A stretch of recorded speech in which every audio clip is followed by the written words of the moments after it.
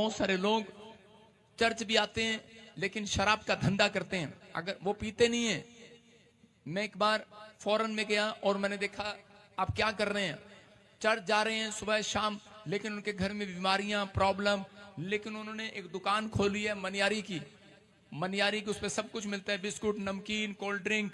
और मैंने देखा एक कैबिन उनका शराब से भरा हुआ था।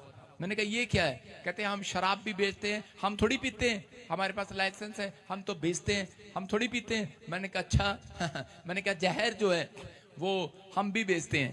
मैंने कहा लो, मैंने कहा खा लो। मैंने कहा अगर हम जहर बेचें लोग मर जाएं तो कैसा लगेगा? मैंने कहा क्या करेगी सरकार?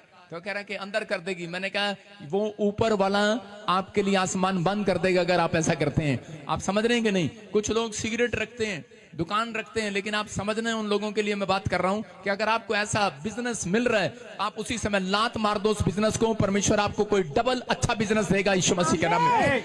आपको भरोसा रखना है।